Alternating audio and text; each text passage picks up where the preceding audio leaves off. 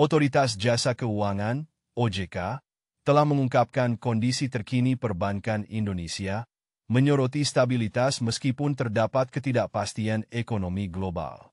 Berikut adalah ringkasan data dan analisis yang disampaikan oleh OJK. Kinerja perbankan. Rasio kecukupan modal, KAR hingga Maret 2024. KAR perbankan Indonesia tercatat sebesar 26%, menunjukkan kekuatan modal yang solid meskipun mengalami sedikit penurunan dibandingkan tahun sebelumnya. Pertumbuhan kredit. Kredit tumbuh 12,4% secara tahunan, mencapai Rp7.724 triliun. Pertumbuhan tertinggi berasal dari kredit modal kerja, yang meningkat 12,3%. Dana pihak ketiga, DPK juga menunjukkan pertumbuhan yang baik, yaitu 7,44% year-on-year menjadi Rp8.601 triliun, dengan produk giro memberikan kontribusi terbesar.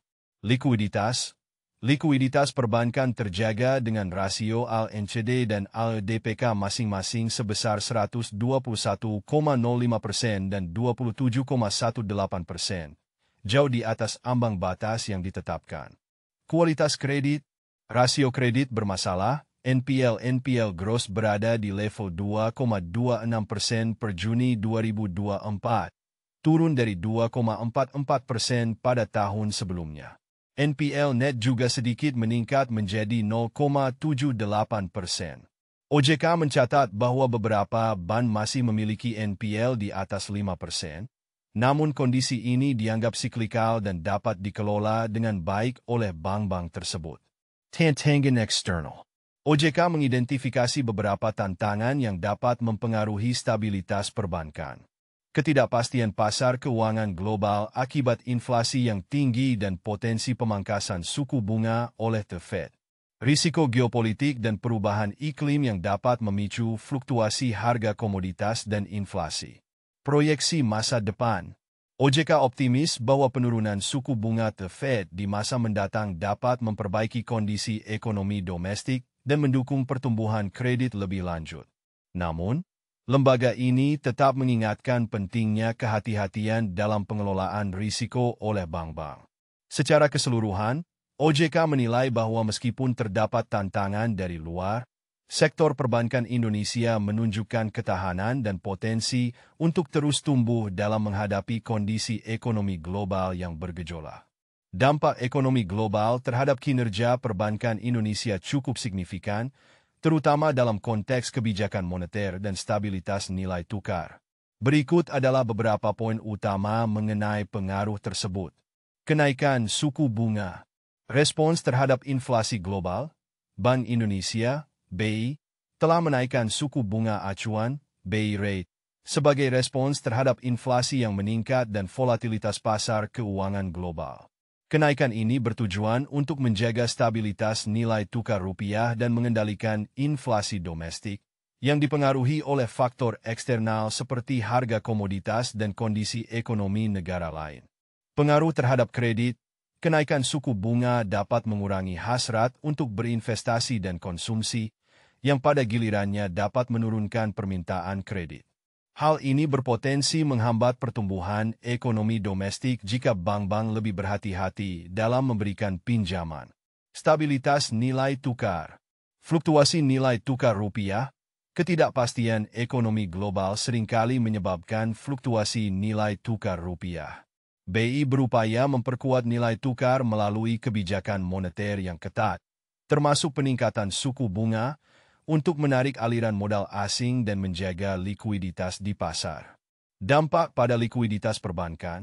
Kebijakan yang diambil BI bertujuan untuk memastikan likuiditas perbankan tetap memadai meskipun ada tekanan dari luar.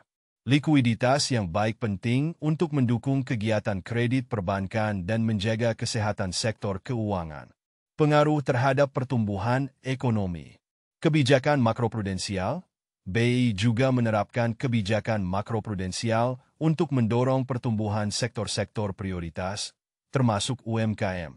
Ini dilakukan dengan tetap memperhatikan prinsip kehati-hatian agar risiko kredit tetap terkelola. Proyeksi pertumbuhan.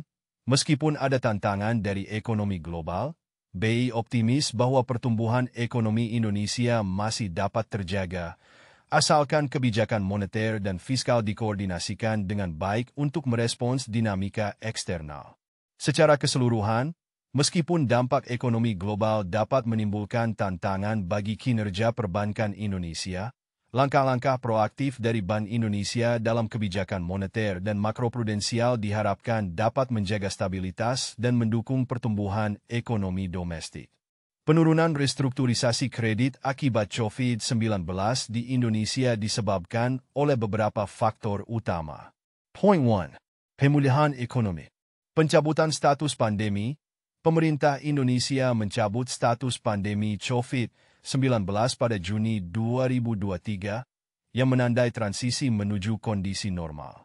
Hal ini berimplikasi pada berakhirnya program restrukturisasi kredit yang sebelumnya diterapkan untuk mendukung debitur yang terdampak. Kondisi sektor real, Otoritas Jasa Keuangan, OJK, menilai bahwa perekonomian Indonesia telah pulih dari dampak pandemi dengan banyak sektor, termasuk usaha mikro, kecil, dan menengah, UMKM, mampu kembali memenuhi kewajiban pembayaran kredit mereka. Point 2. Penurunan jumlah debitur. Normalisasi pembayaran. Banyak debitur yang sebelumnya memanfaatkan restrukturisasi kini telah kembali ke kondisi normal. Sebagai contoh, jumlah debitur yang memanfaatkan restrukturisasi kredit menurun drastis dari puncaknya sekitar 6,8 juta menjadi hanya sekitar 702.000. Penurunan nilai kredit restrukturisasi, nilai total kredit yang direstrukturisasi terus menurun, dari Rp301,16 triliun pada Oktober 2023 menjadi Rp192,52 triliun pada Mei 2024. Ini menunjukkan bahwa lebih sedikit debitur yang membutuhkan relaksasi lebih lanjut. Point 3. Kebijakan OJK. Pengakhiran program. OJK memutuskan untuk menghentikan program restrukturisasi kredit pada Maret 2024 setelah mempertimbangkan kesiapan sektor perbankan dan kondisi ekonomi secara keseluruhan. OJK menilai bahwa bank-bank memiliki daya tahan yang kuat dan mampu mengelola risiko kredit tanpa dukungan tambahan dari program restrukturisasi. Cadangan kerugian penurunan nilai, CKPN bank-bank telah membentuk CKPN yang memadai untuk menghadapi potensi risiko kredit, dengan rasio CKPN rata-rata mencapai sekitar 56%. Ini menunjukkan bahwa bank-bank merasa cukup aman untuk menghentikan program tersebut. Kesimpulan. Secara keseluruhan, penurunan restrukturisasi kredit COVID-19 di Indonesia dipicu oleh pemulihan ekonomi yang signifikan, normalisasi kondisi debitur, serta keputusan OJK untuk menghentikan program tersebut setelah menilai bahwa sektor perbankan telah siap untuk beroperasi tanpa dukungan tambahan. Produk giro menjadi kontribusi terbesar dalam pertumbuhan himpunan dana pihak ketiga, DPK, di Indonesia karena beberapa faktor kunci. Point 1. Preferensi nasabah. Kemudahan akses dan likuiditas. Nasabah cenderung memilih produk giro karena memberikan kemudahan dalam melakukan transaksi sehari-hari, seperti pembayaran dan transfer. Produk ini menawarkan likuiditas yang tinggi, memungkinkan nasabah untuk mengakses dana mereka kapan saja tanpa penalti. Tarif bunga yang kompetitif. Meskipun bunga pada produk giro biasanya lebih rendah dibandingkan dengan deposito, beberapa bank menawarkan tarif yang menarik untuk menarik nasabah. Hal ini mendorong lebih banyak orang untuk menyimpan uang mereka dalam bentuk giro. Point 2. Pertumbuhan sektor usaha. Kenaikan aktivitas ekonomi. Dengan pemulihan ekonomi pasca pandemi, banyak bisnis yang kembali beroperasi dan membutuhkan rekening giro untuk transaksi bisnis mereka. Ini meningkatkan jumlah simpanan dalam bentuk giro. Dukungan untuk UMKM. Bank-bank di Indonesia semakin fokus pada pengembangan produk yang mendukung usaha mikro, kecil, dan menengah, UMKM, yang sering menggunakan rekening giro untuk kegiatan operasional mereka. Ini berkontribusi pada peningkatan saldo giro. Point 3. Inovasi layanan perbankan. Digitalisasi. Adopsi teknologi digital dalam perbankan memudahkan nasabah, untuk membuka dan mengelola rekening giro secara online. Fasilitas ini menarik lebih banyak nasabah untuk beralih ke produk giro daripada produk simpanan lainnya. Fasilitas transaksi.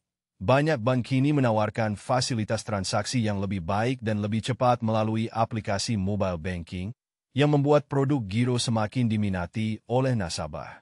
Point 4. Kebijakan moneter. Stabilitas suku bunga.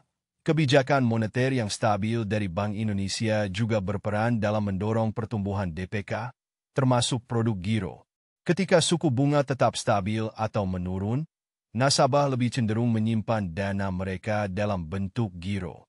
Secara keseluruhan, kombinasi dari preferensi nasabah, pertumbuhan sektor usaha, inovasi layanan perbankan, serta kebijakan moneter yang mendukung telah menjadikan produk giro sebagai kontributor utama dalam pertumbuhan himpunan DPK di Indonesia.